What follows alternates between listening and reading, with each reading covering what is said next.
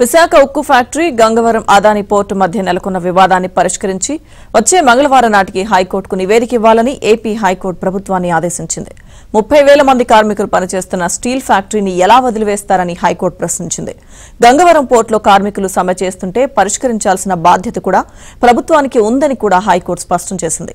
Visakha steel factory అవసరాలను కూడా దృష్టిలో ఉంచుకోవాలని హైకోర్టు స్పష్టం చేసింది. ఇక కేసు విచారణను వచ్చే మంగళవారానికి వాయిదా వేసింది.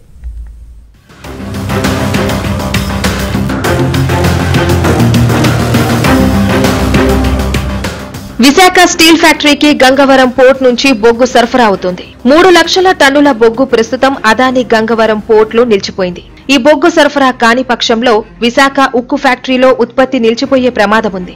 ఈ నేపథ్యంలోనే అక్కడి నుంచి కన్వేయర్ బెల్ట్ ద్వారా బొగ్గును సరఫరా చేయాలని, లేని పక్షంలో విశాఖ ఉక్కు ఫ్యాక్టరీలో ఉత్పత్తి నిలిచిపోతే 30,000 కార్మికుల కుటుంబాలు రోడ్డున పడే ప్రమాదం ఉందని స్టీల్ ప్లాంట్ అధికారుల సంఘం ప్రధాన కార్యదర్శి దుర్గాప్రసాద్ హైకోర్టులో పిటిషన్ వేశారు.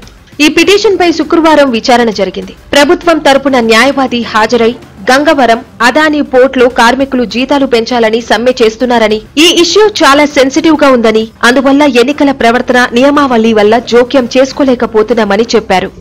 మా కోల్ యార్డ్స్ నేను 89లో జాయిన్ అయ్యాను. అప్పటి నుంచి ఈ రోజు వరకు కోల్ యార్డ్స్ అనేవి ఎప్పుడు కోల్తో నిండి ఉండేవి. అట్లాంటిది మొత్తం ఫ్లాట్ అయిపోయి వాకింగ్ ట్రాక్స్ లాగా అయిపోయినాయి. ఇదే పరిస్థితి కొనసాగితే స్టీల్ ప్లాంట్ మొత్తం ఇంచుమించు మళ్ళీ ఒక 89 ముందు స్టేజ్కి వెళ్ళిపోద్ది. ఒక 20,000 కోట్ల రూపాయలు పెట్టుబడి పెట్టాల్సిన అవసరం వస్తుంది.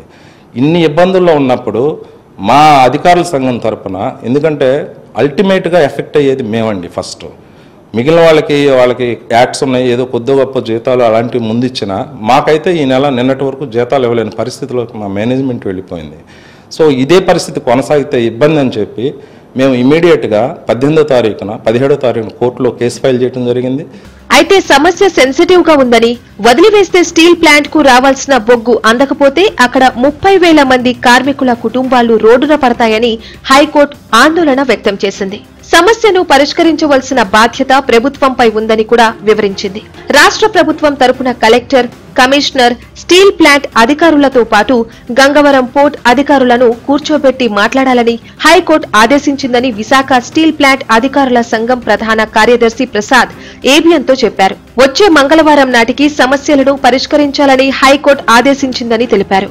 వెంటనే జడ్జి గారు ఇది చాలా సెన్సిటివ్ ఇష్యూ, అందులో RNL అనేది ప్రమాదకర పరిస్థితుల్లోకి వెళ్ళిపోతున్నప్పుడు 30,000 మంది ప్రత్యక్షంగా దెబ్బతింటారు, ఇంకో 40,000-50,000 మంది పరోక్షంగా దెబ్బతింటారు. కాబట్టి వాళ్ళ జీవనోపాధి పోతుంది. ప్లాంట్ అనేది ఎంతో సెన్సిటివ్ ఏరియా, అట్లాంటి ప్లాంట్ని మనం కాపాడుకోవాలి. కాబట్టి మీరందరూ ఏదన్నా చేయండి, ఇమ్మీడియట్గా ఒక హై లెవెల్ కమిటీ ఫామ్ అవ్వండి, నాకు మంగళవారం నాటికి మీరు ఒక రిపోర్ట్ ఇవ్వండి, కన్వేయర్ బెల్ట్ని ఇమీడియట్గా స్టార్ట్ చేయండి అని చెప్పేసి, అది ఎలా షిఫ్ట్ చేస్తారు ఏంటనేది మీరు అందరితో మాట్లాడండి. కమిషనర్ గారిని, కలెక్టర్ గారిని, అట్లనే RNL మేనేజ్మెంట్ కూడా కాన్ఫిడెన్స్లో తీసుకుని అదాని యాజమాన్యంతో పోర్టు కార్మికులతో చర్చలు జరపని చెప్పారు.